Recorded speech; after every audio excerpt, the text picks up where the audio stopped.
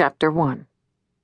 September 2nd, 2010, 10:14 p.m. She felt a little woozy. It was nice, like being wrapped in a warm from the dryer blanket. But when she came to and saw where she was, it wasn't so nice. She was sitting in a restroom stall, slumped over, with tears drying on her cheeks. How long had she been here? She got slowly to her feet and left the bathroom, pushing her way through the theater's crowded lobby, ignoring the judgmental looks cast her way by the beautiful people drinking champagne beneath a glittering 19th century chandelier. The movie must be over. Outside, she kicked her ridiculous patent leather pumps into the shadows. In her expensive black nylons, she walked in the spitting rain down the dirty Seattle sidewalk toward home. It was only 10 blocks or so. She could make it, and she'd never find a cab this time of night anyway. As she approached Virginia Street, a bright pink martini bar sign caught her attention. A few people were clustered together outside the front door, smoking and talking beneath a protective overhang. Even as she vowed to pass by, she found herself turning, reaching for the door, going inside. She slipped into the dark, crowded interior and headed straight for the long mahogany bar.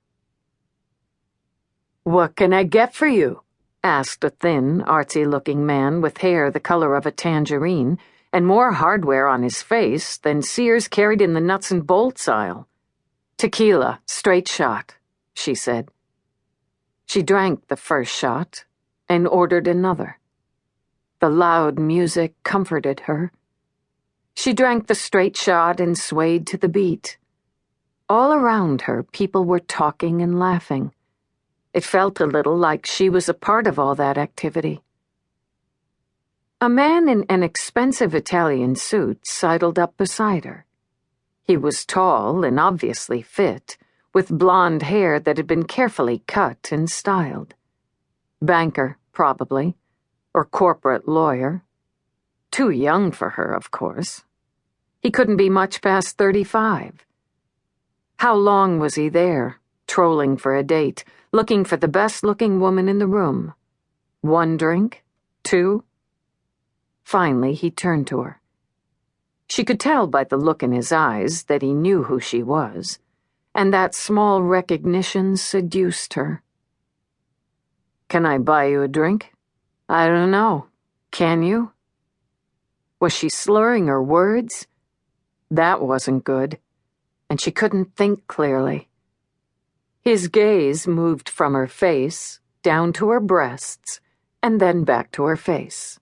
It was a look that stripped past any pretense. "I'd say a drink at the very least."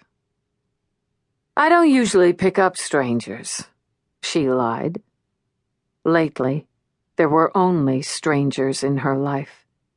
Everyone else, everyone who mattered, had forgotten about her.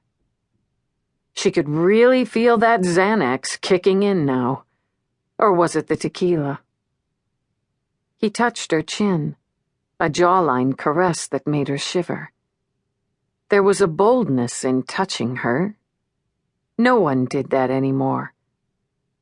"I'm Troy," he said. She looked up into his blue eyes and felt the weight of her loneliness. When was the last time a man had wanted her? "I'm Tully Hart," she said. "I know." He kissed her. He tasted sweet, of some kind of liquor and of cigarettes, or maybe pot. She wanted to lose herself in pure physical sensation, to dissolve like a bit of candy. She wanted to forget everything that had gone wrong with her life and how it was that she'd ended up in a place like this, alone in a sea of strangers. "Kiss me again," she said, hating the pathetic pleading she heard in her voice. It was how she'd sounded as a child, back when